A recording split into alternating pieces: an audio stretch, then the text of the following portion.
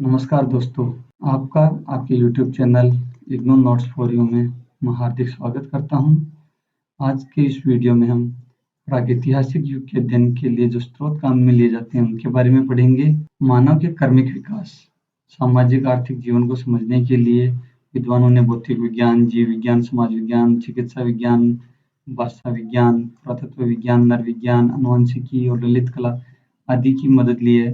पुरातत्व विभाग आदिकालीन मानव के भौतिक अवशेषों के लिए कई प्रकार की विधियां अपनाते हैं। उस समय की विभिन्न कलाकृतियों और भौतिक अवशेषों को इकट्ठा करते हैं। इन कलाकृतियों और भौतिक अवशेषों को उनके परिवेश में विश्लेषित करते हैं। विभिन्न स्थलों और स्थानों से प्राप्त भौतिक अवशेषों का तुलनात्मक विश्लेषण करके सिद्धांत प्रस्तुत करते हैं।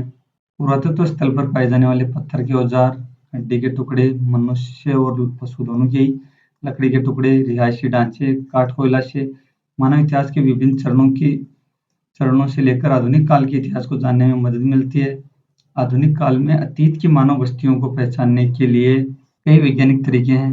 हवाई चित्र या हवाई सर्वेक्षण, जिसके द्वारा जमीन के स्तर में होने वाले हल्के परिवर्तन जैसे मिट्टी के रंग या वनस्पति विकास के चिन्ह के अंतर को भी दर्ज कर लेते हैं।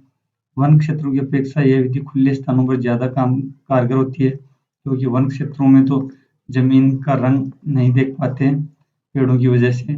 पानी के नीचे डूबे जहाजों, स्थलों को खोजने के लिए, पहचानने के लिए पानी के अंदर काम करने वाला टेलीविजन कैमरा, क्राउडमंडल आदि का उपयोग करते हैं। धातु की वस्तुओं, चुंबकीय पद्धति से चूल्हे, घरों, भरे हुए गड्ढों, कुओं, झरनों, मकबरों आदि को पहचानने के लिए प्रोटॉन या कैल्शियम मैग्नेटोमीटर, प्रोटॉन ग्रेडियोमीटर जैसे उपकरण बनाए जाते हैं। नीचे की मिट्टी की प्रतिरोधक क्षमता मापने के लिए पोटेशियोमीटर से नीचे की मिट्टी में कोई नियम पड़ी हुई है जो चालकता को घटाती है, भरे हुए गड्ढों जो कि चालकता को बढ़ाते हैं, उनका पता लगाया जा सकता है। हर्ट्जियन वेव ट्रांसमिशन के द्वारा पृथ्वी में होने वाली हलचल, प्रतिध्वनि का पता लगाते हैं। इससे नीचे दबी बस्तियों की जानकारी मिलती है। मानव निवास चिन्हों को मिट्टी से पहचानने के लिए मिट्टी के रासायनिक विश्लेषण से मिट्टी में मौजूद फास्फेट और पोटेशियम का पता चलता है, उससे भी पता लगाया जा सकता है। अगर एक बार कोई कलाकृति या संस्कृति मिल गई, हमें पहचान हो गई, तो उसके समय का निर्धारण सबसे बड़ी चुनौती रहती है कि उसका समय लगभग क्या रहा होगा, कब ये संस्कृति धरती पे थी। इसके लिए सबसे इम्पोर्टेंट विधि है कार्बन 14 या 14C विधि। ये वेरी इंपॉर्टेंट है। रेडियो कार्बन डेटिंग C14, यह विधि रेडियोधर्मी ह्रास के सिद्धांत पर काम करती है। कार्बन 14C या रेडियो कार्बन का रेडियोधर्मी का आधा कार्बन समाप्त होने में 5730 वर्ष लगते हैं। अगर आज से 5730 वर्ष पहले कोई हड्डी पड़ी थी या कुछ था, लकड़ी थी, और वो अगर हमें जमीन में खुदाई के दौरान मिलती है और उसका हम कार्बन चेक करते हैं और उसमें 1/2 कार्बन मिलता है, जितना उसमें आज के टाइम में उस लकड़ी में या हड्डी में होना चाहिए, उसका अगर 1/2 है, तो हमें पता लगता है कि ये संस्कृति यहाँ से 5730 वर्ष पहले थी। इसलिए 23,000 वर्ष पुराने एग्जाम्पल के लिए देखते हैं, अगर 23,000 वर्ष कोई पुराना नमूना है तो उसमें 14C यानी कार्बन की मात्रा 1/16 हिस्सा ही रह जाती है। ठीक है, उन्होंने यह भी पता लगाया कि 14C प्रत्येक अणु नष्ट होते समय बीटा कण एक छोड़ता है। जैगर मापक यंत्र का उपयोग करते हुए उस उत्सर्जन को भी नाप सकते हैं और इससे भी हमें टाइम का पता लग जाता है। प्राकृतिक सतहों पर प्राप्त जैव पदार्थों जैसे लकड़ी, काठ, कोयला, बीज और पौधों के अवशेषों और मनुष्य, पशुओं की हड्डी के नमूने की जांच मापने में काफी कठिनाई आती है, क्योंकि लकड़ी, काठ, कोयला उसको 5000 साल, 10,000, 50,000 साल हो गए तो वो लगभग खत्म हो जाता है, बहुत मुश्किल होता है। इसके बावजूद भी 50,000 से 80,000 साल तक के जैव पदार्थों को जांचने के लिए यह कार्बन 14 विधि सबसे इम्पोर्टेंट है, पहले भी बता चुका हूँ। कार्बन तिथि निर्धारण विधि उन्हीं वस्तुओं पर काम करती है जिनमें कार्बन होता है, जैसे लकड़ी और काठ, कोयला।